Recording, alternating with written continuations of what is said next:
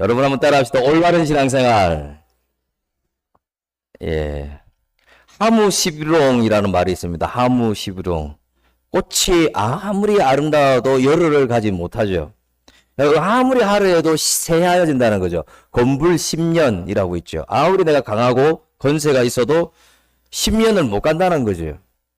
결국 초한 낙하 시절이 있다는 거죠. 낙하 시절이. 아무리 힘이 있고 아무리 번성해서도 마지막에는 낙하 시절을 경험한다는 것이죠. 근데 우리가 이렇게 신앙적으로 추한 낙하 시절을 경험하지 않고 건불 10년 하지 않기 위해서는 우리는 어떻게 해야 될까요?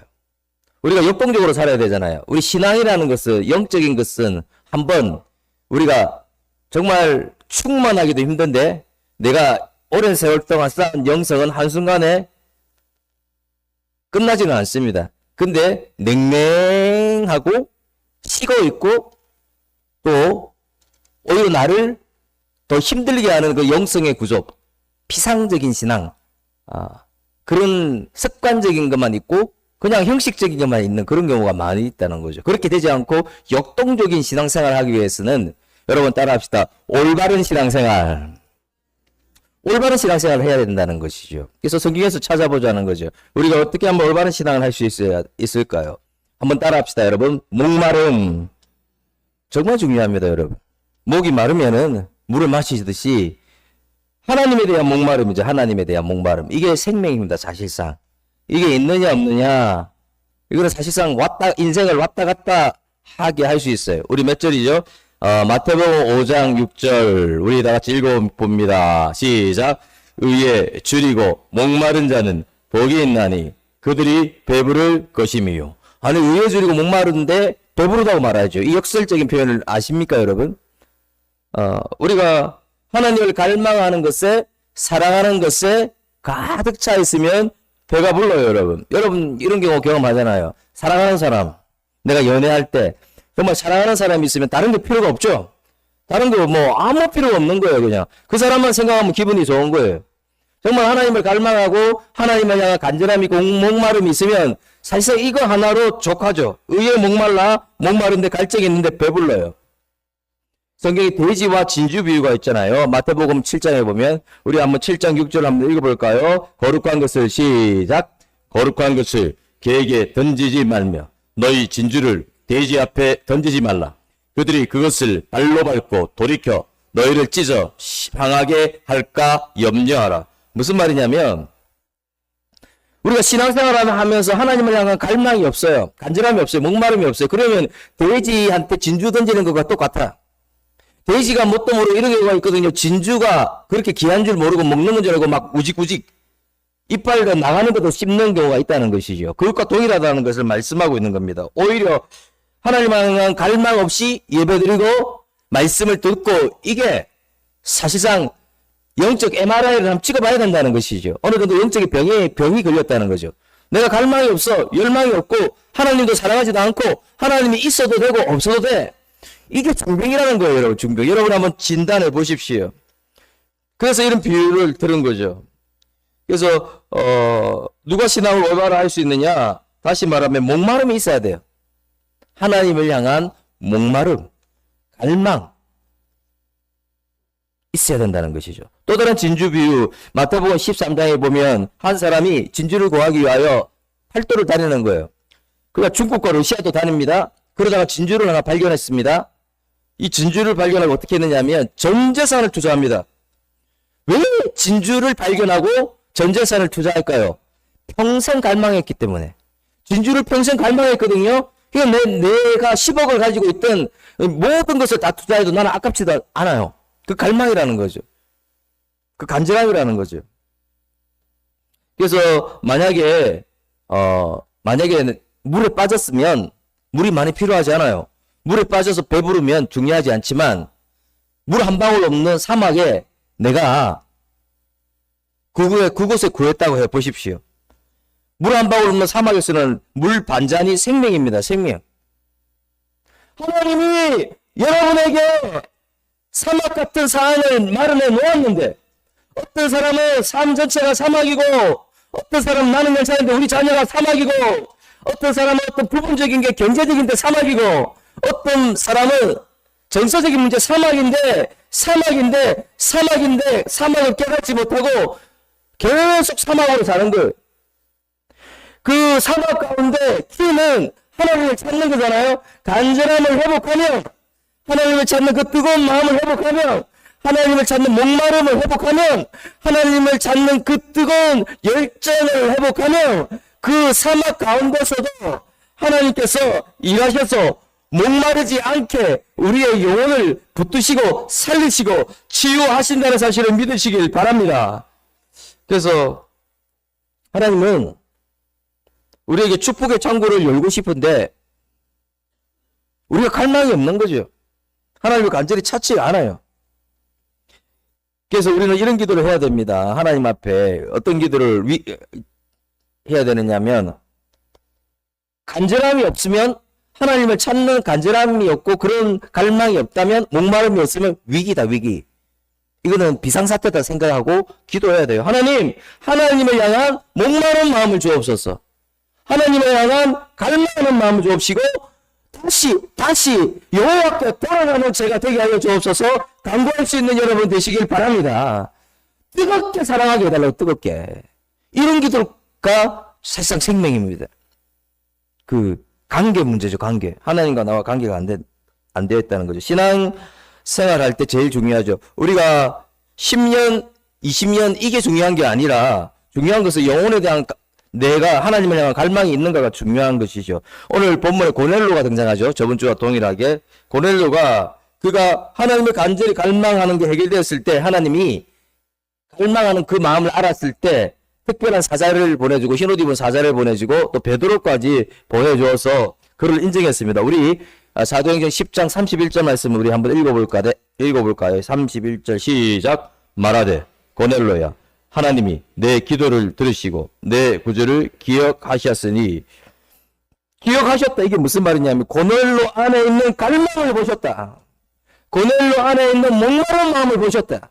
고넬로 안에 있는 하나님을 찾는 마음을 보셨다. 이게 열쇠라는 거죠, 열쇠. 여러분 생각해 보세요. 방금도 제가 3층에서 내려왔는데 문을 못 열었습니다. 열쇠가 없었습니다. 문이 잠겨 있었습니다. 우리 인생의 그 문제를 해결하고 그리고 문을 여는 열쇠는 하나님을 향한 갈망인 줄 믿습니다. 그 갈망을 그가 회복하니까 어떻게 되느냐면 이제 그 모든 게 풀리기 시작해요. 고넬로가 고민했습니다. 이것 때문에 안 되고 저것 때문에 안 되고 내가 열심히 가난한 사람 도왔어요. 백부장이거든요. 천부장 밑에 있기 때문에 엄청난 건세가 있죠. 갈망이 해결 안 돼요.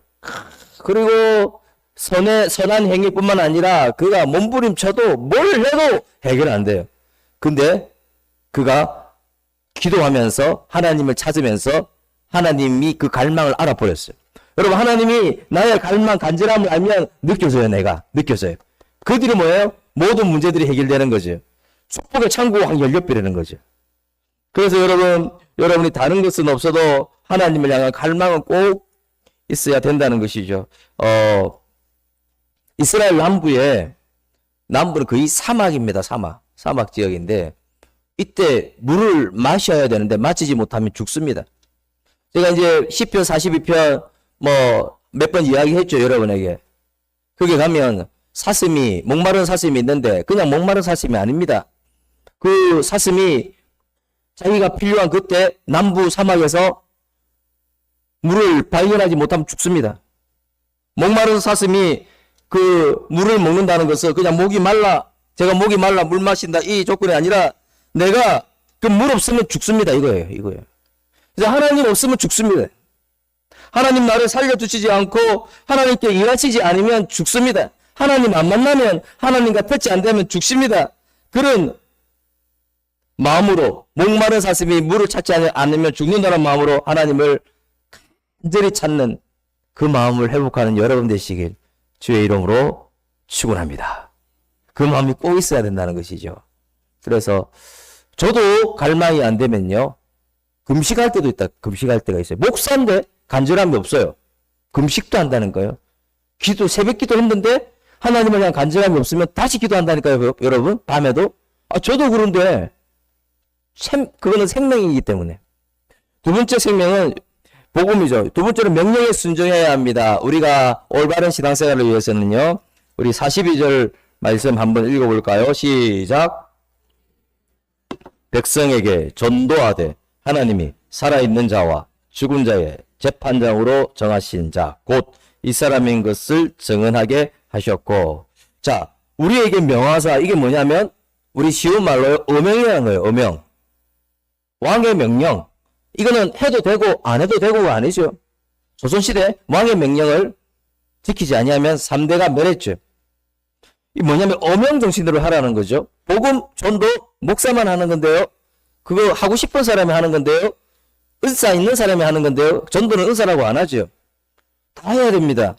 목사님들 중에도 가면 저보고 하지 말라고, 뭐 그건 안 해도 된다고 시키는 거라고. 잘못된 말입니다. 잘못된 말. 저도 복음에 대해서는 변질 안 되려고 엄청 노력하는 사람입니다. 예수님이 뭐 하신지 아십니까? 이 땅에 오셔서 생명의 복음으로 사람을 살리고 변화시키고 고치고 이것밖에 안 했습니다. 예수님이 그 일을 하셨다는 거예요. 우리도 예수님의 자녀거든요. 생명의 복음으로 사람을 살리고 변화시키고 고치고 복음에 대해서 관심 없다면 이것도 지금 중환자라고 생각하시면 됩니다. 중병에 걸렸어요, 지금. 그래서 귀찮다, 하기 싫다, 또 껄끄럽다, 두렵다, 내 옆에 있는 친구가 우리 교회에 오면 내 단점을 아니까 어떤 분은 쪽팔린다. 그래서 나는 절대 전하지 않는다. 전부 다 잘못된 이야기죠. 올바른 신앙생활을 하지 않는 거죠. 복음을 전하느냐, 전하지 않느냐. 내가 올바른 신앙을 한다, 안 한다. 내가 복음에 대한 관심이 없다, 무관심하다. 그럼 올바른 신앙을 하지 않는 거로 생각하시면 됩니다. 하나님은 오시죠. 예수님은 때가 되면 오시죠. 하나님 아들 예수님은 오시는데 오셔서 뭘 하시느냐? 심판주입니다. 한 손에는 심판주고 한 손에는 만왕의 왕입니다. 믿지 않으면 지옥불에 가는 거죠. 또 지옥에 대해서 말하지 말라고 하는데 꼭 말해야 되죠.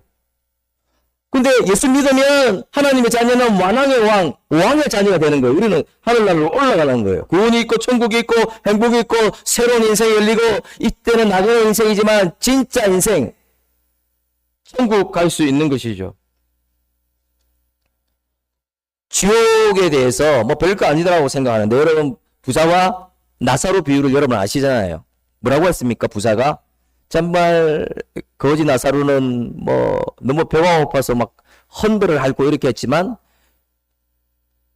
부자가 지옥에 가서 물 한 방울 달라 합니다. 물 한 방울 얻을 수 있습니까? 지옥에서? 지옥은 두 번 기회가 없어요, 여러분. 이 땅에서 고통과 비교되지 않죠. 내가 사랑하는 그분이 지옥 간다고 생각해 보세요, 여러분. 예수님이 오시면 어떻게 됩니까? 이런 경우 있죠. 우리 교회 그런 일이 없겠지만 한 그 교회에서 천장이 확 무너져서 많은 사람이 소출한 적이 있습니다. 끝난 거잖아요. 결정이 나잖아요. 근데 우리가 하나님을 믿으면 만왕의 왕의 자녀로서 우리가 엄청난 영생복락의 복을 누리는데 믿지 아니하면은 심판주로서 심판당한다는 거예요. 이제 기회가 없는 거예요. 두 번 기회가 없습니다. 그 사실을 알고 우리는 증거해야 된다는 거죠.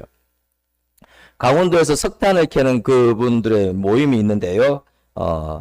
근데 이제 밑에가 석탄을 캐면 또 자녀들도 석탄을 캐는 이런 일이 있었는데 이분들이 어떤 병에 걸리냐면 규폐증이라고 폐조족에 염증이 생겨서 산소 공급 이상으로 사망하는 경우가 많아요. 왜냐면 오랫동안 석탄 그 일을 하시니까. 그래서 이분이 한 분이 참 어쩔 수 없이 규폐증에 걸려서 그 죽음을 앞두고 있었어요. 근데 한 아들이 그 아들이 편지를 쓰고 또 일기를 썼습니다. 이렇게 그러셨는데 우리 아버지는 강부이다.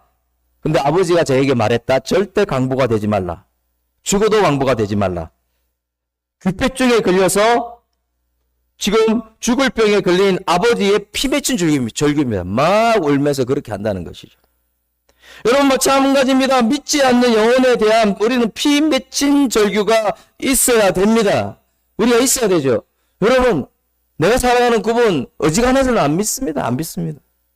피 맺힌 절규가 있지 아니하면은 잘 믿지 않는다는 거죠. 그래서 우리는 그게 아버지의 마음이라는 거죠. 아버지 하나님이 믿지 않는 영혼들 영혼을 보시며 민망히 여기는 마음, 여러분 기억나시죠? 다른 말로 불쌍히 여기는 마음. 이거는 창자가 끊어지듯이 아픈 마음이라는 거죠. 그게 아버지의 마음이라는 거예요. 근데 우리 마음은 냉랭해요. 내가 왜 하는데? 여러분 이렇게 한다는 거예요. 내가 왜 하는데? 내가 복음에 왜 관심을 갖고 내가 왜 전도하는데? 이 잘못된 이야기죠. 많은 그리스도인들이 그렇게 한다는 것이죠. 여러분 생각해 보세요. 내가 영적으로 뜨겁고 그래서 내가 내 때문에 어떤 영혼이 주님 품에 그러면 내가 역동적으로 변해 있는 걸 발견할 수 있습니다. 여러분 내가 살아 움직인다고요. 좀 피곤할 수 있어요. 좀 힘들 수도 있어요. 그러나 그 영혼에 대한 내 마음, 뜨거운 마음을 가지고 그 영혼을 바라보는 그런 마음이 있으면 내가 역동적으로 변한다는 거예요. 이건 어떤 세상이 줄 수 없는 그런 힘이죠. 여러분 세월호 사건이 오래됐잖아요. 근데 제가 그 사건을 경험한 지인들이 있습니다. 안산 동산교에 다니던 그 고등학생도 있었고, 근데 참 마음 아픈 것은 최근에도 제가 이제 소통을 하고 했는데, 그 사고가 난 팽목함에 지금도 많은 부모들이 주기적으로 와서 아들의 이름을 부르고 통곡하고 문다는 거예요. 제발 돌아오라고, 제발 돌아오라고. 사랑하는 아들아, 아직 방 안 비웠어. 방 그대로 있다고. 네 옷도 그대로 있다고. 빨리 돌아와. 막 통곡함이 오는 거예요. 안 돌아오는데도. 지금 얼마나 지났습니까? 세월호 사건이. 그래도 그렇게 하는 거예요. 그런데 여러분, 믿지 않는 영혼, 여러분 주변에 있는 영혼, 내가 사랑하는 아버지, 우리 어머니, 우리 가족, 영적으로 죽었습니다, 여러분. 그런데 지금 영적으로 죽었지만 이분들에게 기회가 있어요. 기회가 있잖아요. 아직 사망 안 했잖아요. 아직 사망 안 한 사람은 기회가 있어요. 영적으로 이 죽은 영혼 가만히 놔두지 말고 아버지의 마음으로 창자가 끊어지는 아버지의 마음으로 피맺힌 전류의 아버지의 마음으로 기도하고 다가갈 수 있는 여러분 되시길 주의 이름으로 축원합니다. 전도에 대한 말은 피곤하다고 했지만요. 정말 중요합니다. 저도 마찬가지예요. 목사가 변질되는 거는 기도하지 않고 복음에 무관심할 때입니다. 그래서 저는 어지간해 무슨 어떤 연합회나 어떤 임원이나 이런 걸 절대적으로 안 하려고 많이 하거든요. 왜냐하면 알거든요, 제가. 그거 하나 임원이 되면 하루 이틀이 날아가 버립니다. 서울에 가버리면 아무 일도 못합니다. 그것도 작성해야 되지. 그래서 복음에 관심 가지려고 많은 노력을 하고 있죠. 세 번째, 우리가 올바른 신앙생활을 하기 위해서는요. 우리 한번 다 같이 읽어볼까요? 절대적, 시작. 절대적 평안을 주시는 주님을 신뢰해야 됩니다. 우리가 저번 주에 말씀드렸듯이 베드로가 편견이 있었죠. 고넬로에 대한 편견이 있었습니다. 그래서 다가가지 않았지만 이제 그 편견을 박살내고 이제는 복음으로 다가갑니다. 우리 다 같이 사도행전 10장 36절 말씀 우리 한번 읽어볼까요? 시작. 그리스도로 말미암아 화평의 복음을 전하사. 제가 이 구절을 그냥 넘어갈 뻔 했는데 제가 은혜를 받은 여기에서 단어는 화평입니다. 이 화평을 원어로 봤더니 히브리어는 샬롬이거든요. 여러분 아시잖아요. 그냥 화평이 아니었어요. 그 헬라어로는 에이렌이었어요. 에이렌에. 화평은 평안이었어요. 이거는 다른 데 나오는 그 평안과 틀려요. 에이렌에는. 완전히 틀리다는 거예요. 이거는 영원한 평안, 절대적 평안, 어떤 것도 끓을 수 없는 평안, 예수님이 주신 평안, 하늘을 위해서 내려오는 평안이죠. 그래서 요한복음 14장 20절 평안을 너희에게 끼쳐더니 곧 나의 평안을 너희에게 주노라. 내가 너희에게 주는 것은 세상이 주는 것과 같지 아니하나니 너희는 마음에 근심하지 말고 두려워하지 말라. 이 말은 그 평안을 우리가 받으면 가지고 있으면 근심이 물러가고 두려움도 물러가고 어둠의 권세도 물러가고 우울증도 물러가고 노이로지도 물러가고 악한 영도 물러가고 좋지 못한 모든 더러운 것들뿐만 아니라 우리의 마음을 무너지게 하는 모든 것들은 물러간다는 사실을 믿으시길 바랍니다. 그래서 이 에이레는 다시 말하지만 재물과 부와 관계가 없어요. 내가 돈이 많으면 그거와 관계없다는 거죠. 내가 가난해도 괜찮아요. 명예가 있고 없고와 관계가 없어요. 건강하고 건강하지 않다? 내가 암 진단을 받아도 누릴 수 있는 평안이 에이렌의 평안이에요. 왜? 하나님이 주시는 아래가 아니라 위로부터 내려오는 평안이죠. 병상에 있어도요. 폭풍 속에 있어도 누릴 수 있는 평안. 포탄이 떨어지는 전쟁터에서도 누릴 수 있는 그 에이렌의 평안을 여러분에게 주셨다는 사실을 믿으시길 바랍니다. 이 평안을 우리에게 주셨다는 것이죠.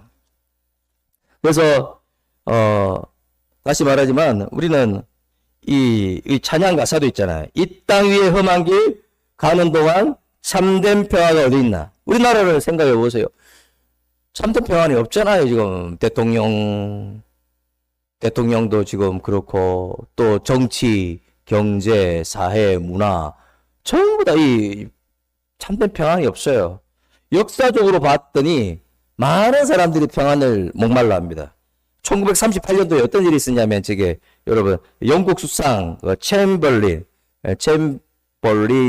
미네 회담이라고 있어요. 그래서 이게 어떤 회담이었느냐면 히틀러가 아주 힘들게 하니까 챔버린이 영국 수상 챔버린이 내가 해결하겠다. 그래서 히틀러하고 해보겠다 해서 막 어떤 열광적인 지지를 받았죠. 그래서 히틀러에게 체코의 어떤 지방 하나를 줍니다. 편입시킵니다. 그러면서 이제는 평화협정 맺었다 그래서 온 국민의 열화와 같은 환영을 받았습니다. 그런데요, 여러분, 6달이 채 지나기도 전에 히틀러가 변심을 했죠. 그래서 체코를 침공하고, 그리고 폴란드도 침공하고, 이게 중요한 게 온 세계를 전쟁의 소용돌이 안에 집어넣고 2차 세계대전에 서막을 열어버렸죠. 그 대전을 일으키게 된 것이죠. 이게 무슨 말이냐면 세상에는 제대로 된 평화가 없다는 거죠. 여러분, 베트남 이야기 여러분 아십니까? 남베트남이 지구상에서 사라진 이유가 뭡니까? 싸우니까 베트남, 남북 싸우니까 베트남끼리. 그러니까 미군이 가서 막 전쟁을 지원하고 전쟁하지 않도록 했는데, 미국 국무장관 키신저가 이런 말을 했죠. 내가 해결하겠다. 내가 이 일을 해결할 수 있다. 평화협정을 맺었어요. 그리고 이거 잘한 것 때문에 노벨 평화상까지 받았어요. 대단한 인물이다. 국민들은 친송했죠. 근데 여러분 2년 뒤에 어떤 일이 일어났습니까? 북베트남이 남베트남을 박살내버렸죠. 얼마 전에 평화협정 맺었는데 그러니까 남베트남 없어요. 지구상에. 이런 일이 일어났다는 거죠. 여러분 2000년 노벨 평화상 수상자가 있습니다. 정말 민주화와 남북 간의 평화 정착을 위해 우리나라 김대중 대통령께서 노벨 평화상을 받았습니다. 이 평화상을 받을 때 어떤 일이 있었냐면 이제는 남북이 하나된다. 남북이 이제 완전히 달라진다. 했지만 지금 달라졌습니까, 여러분? 제가 뭘 말하냐면 지난 역사에 인간의 노력으로 협상하고 협정을 이뤄내고 노벨 평화상까지 받았지만 진정한 에이렌가 없었다. 진정한 평안이 없었다. 절대적 평안이 없었다. 하늘 위에서 주시는 평안이 없었다는 거죠. 근데 여러분, 우리에게 하나님이 그 에이렌의 평안을, 영원한 평안을, 전쟁도 막을 수 없는 에이렌을, 샬롬을, 그 평안을 주셨다는 사실을 믿으시길 바랍니다. 근데 우리가 평안을 주셨는데 잘 느끼지 못할 때가 있어요. 그것도 믿지 못할 때가 있어요. 다른 것에서 평안을 찾으려고 합니다. 그 이유가 뭔지 아십니까? 충전이 안 됐어. 우리 휴대폰이 충전이 안 되면 어떻게 됩니까? 사용할 수 없죠.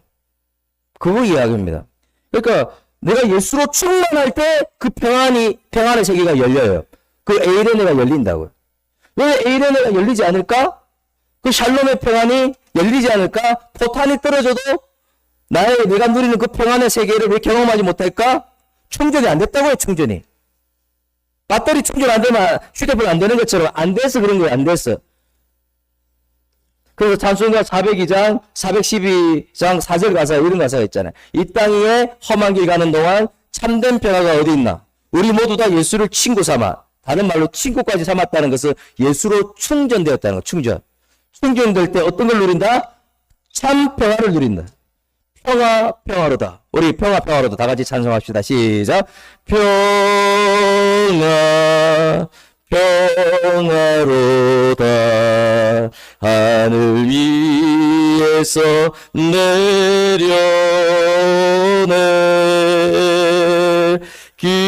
사랑의 물결이 영원토록 내 영혼을 덮으소서.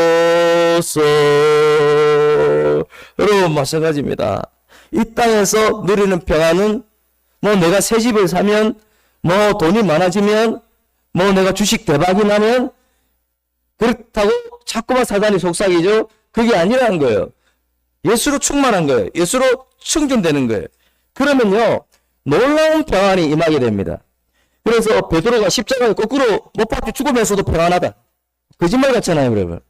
거꾸로 못 박혀 죽는데도 바울이 유라굴로란 강풍을 만났어요. 배가 풍랑을 만나 배멀미를 하고 이게 완전 지옥입니다. 그 속에서 혼자 평안을 누려서 뭐라고 하냐면 두려워하지 말고 안심하라. 안심하라. 정신 나갔습니까? 왜 그럴까요? 에이레네가 있었다는 거예요. 에이레네가. 하나님이 주시는 절대적인 평강을 가지고 있었다는 거지. 그가 시로라기 하나 걸치고 로마의 감옥에 갔습니다. 들어갔습니다. 손에 착고를 차고 발에 착고를 차고 내일 죽을지도 모르는데 나처럼 기뻐하라. 이 말이 됩니까? 그래서 빌립보서에서 말하죠. 아무것도 염려하지 말고 다만 모든 일에 기도와 간구로 너희 구할 것을 감사함으로 하나님께 아뢰라. 그러면 모든 지각에 태어난 하나님의 평강이 너희 마음과 생각을 지키시리라.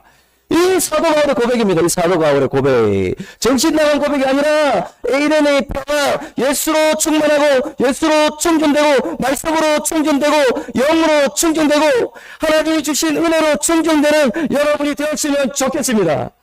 참 수양마저 두려워하지 않는다는 것이죠.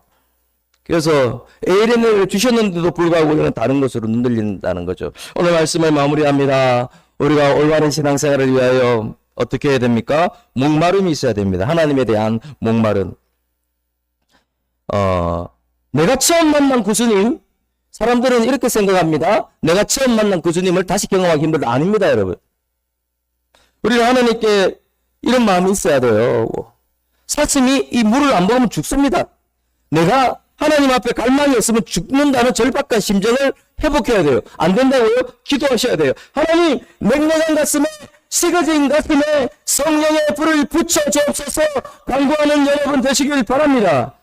두 번째, 명령에 순종해야 되는 거죠. 복음은 명령입니다. 어명입니다. 그래서 어명 정신이 있어야 되죠. 해도 되고 안 해도 되고 아닙니다, 여러분. 예수님이 떠난 영혼들을 생각할 때 민망히 여긴다, 불쌍히 여긴다, 창자가 끊어지도록 고통스러워한다고요, 여러분. 그게 아버지의 마음이라는 거죠. 예수님의 마음이라는 거죠. 우리는 그것을 캐치하는 영적인 센스가 있어야 되죠. 그래서 우리는 어명정신으로 왕의 명령, 그리고 아버지의 마음 가지고 우리는 복음을 전할 수 있어야 됩니다. 세 번째, 올바른 신앙생활을 위하여 절대적인 평안을 주시는 예수님을 신뢰해야 되죠. 우리를 둘러싸고 있는 온갖 위기와 소용들이 이 세상이 점점 힘들어지죠. 이 참된 평안이 있습니까, 여러분? 이 세상에 있습니까? 어떤 분들은 일단 돈만 벌이면 된다. 이 정도. 5억, 3억. 이러면 우리 에이레네로 간다고 생각하는 분이 많아요. 어떤 분들은 남성보다는 여성이 많이 그런 것 같은데, 새 집. 내가 죽어도 살아도 밤낮에 오는 새 집. 혼집 아니고 새 집. 전세도 괜찮고 대출도 괜찮으니까 새 집. 내가 그거 설명하면 그런 분들. 남자분들, 죄송합니다. 여성분들한테. 제가 보기엔 여성분들이 좀 그런 거 많은 것 같은데. 예. 해도 괜찮다. 요번에 계약하자. 여기. 아파트가 들어섰다. 여기는 조금 싸다. 그렇게 해서 어떻게 하든지 거기서 평안을 누리려고 하거든요. 명예, 주식, 코인, 요런 데서 올리려고. 또, 욕망으로, 쾌락으로 지금도요, 충전하려고 하는 사람이 많아요. 왜? 내가 채우려고. 욕망으로, 쾌락으로, 이 술로 채우려고. 금요일, 토요일, 얼마나 많은지 아십니까? 경기가 안 좋은데 여기는 많아 또. 술집 쪽으로, 뭐 이렇게, 노래방 비슷한 데 쪽으로는 사람들이 계속 꽉 차 있어요. 왜 그럴까요? 채우려고 그러는 거죠. 채우려고. 충족하려고 그러는 거죠. 절대 평안을 누릴 수 없는데요. 여러분, 우리가 무명입니다. 무명. 때로는 공허합니다. 때로는 가난합니다. 그리고 고난 중에 있고 때로는 실패하기도 합니다. 내 몸이 약해서 어떻게 할 수가 없을 때가 있어요. 풍파가 야한 사방으로 밀어붙여 그냥. 지금도 이 우리 지인 만나러 왔는데요. 아버지가 어쩔 수 없이 막 치매로 요양을 했는데 어머니도 또 뇌졸중으로 또 요양을 간대. 얼마나 많이 아프겠어요, 여러분. 이런 기가 막힌 일들이 많이 있다는 거죠. 풍파가 몰아친다는 거죠. 이럴 때 여러분 어떻게 합니까? 다른 것에서 찾지 말고 예수로 충전되시고 예수로 충만해요. 참된 평안, 에이론의 평안, 샬롬의 평안, 절대적인 평안, 하늘 위에서 내려오는 그 평안을 누리는 여러분 되시기를 주의 이름으로 축원합니다.